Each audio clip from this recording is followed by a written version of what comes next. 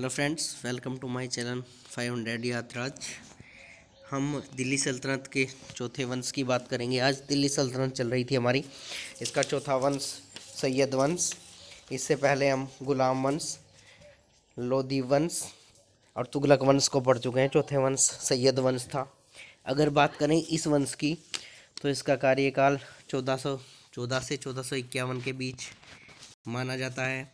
इन्होंने लगभग 37 साल दिल्ली सल्तनत पर राज किया।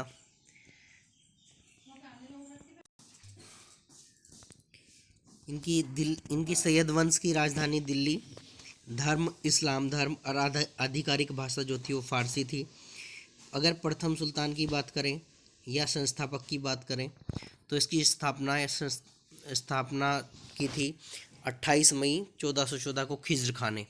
तो अगर पूछा जाए कि सैयद वंश का संस्थापक कौन थे तो खिज्र खां थे।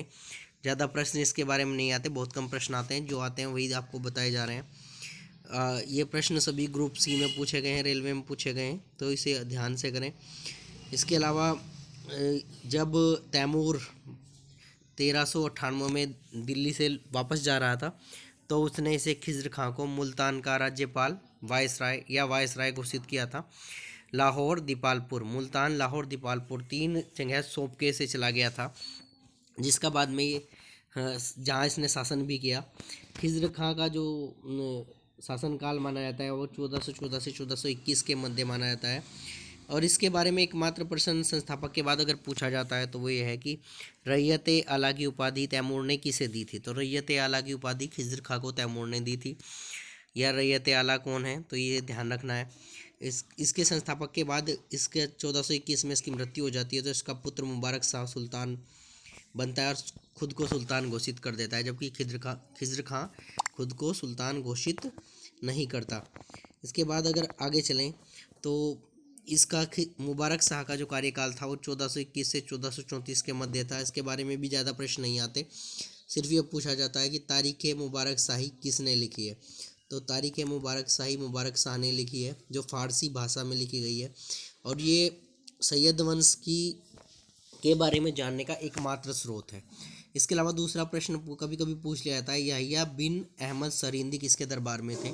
तो वो भी मुबारक शाह के दरबार में थे। इसके बाद इनका जो भतीजा होता है मोहम्मद शाह 1434 में वो शासक बनता है, जिसका कार्यकाल 1445 तक रहता है। और इसी ने बहलोल लोदी को खाने जहाँ की उपाधि दी थी। प्रश्न पूछ लिया जाता है बहलोल लोदी को खाने जहाँ की उपाधि किसने दी थी, तो मोहम्मद शाह ने दी थी। उसके बाद आलम शाह जो राजा बनता है 1445 से 1451 तक, इसने कोई भी प्रमुख कार्य नहीं किया और इसका पूरा नाम अलाउद्दीन आलम शाह था। माना जाता है कि इसका जो साम्राज्य था वो मात्र पालम तक था, 20 मील तक। पालम जो दिल्ली में पड़ता है, जहाँ एयरपोर्ट है, तो मात्र दिल्ली तक सिमट कर रह गया था। और ये सभी जो सैयद हैं वो मोहम्मद गोरी के वंशज माने जाते हैं। और उसके बाद ये आलम शाह बहलोल लोदी को सत्ता देकर बदायूं चला गया था। और अगर पूछा जाए इससे पहले वाला वंश कौन सा था तो तुगलक वंश था। और सैयद वंश के बाद में कौन सा वंश आया तो लोदी वंश आया। इसके अलावा कोई भी प्रश्न सैयद वंश से नहीं पूछा गया है। बाकी हमने 4 वंश पूरे कर लिए हैं। दिल्ली सल्तनत के मुगल साम्राज्य सभी पूरा कर लिया है। जो भी प्रश्न पूछे गए हैं सभी को कंप्लीट कर दिया गया है। अगर इसके बारे में आपको सिर्फ जो ग्रुप सी रेलवे वगैरह ऑब्जेक्टिव टाइप प्रश्न आए हैं वही कराए जा रहे हैं।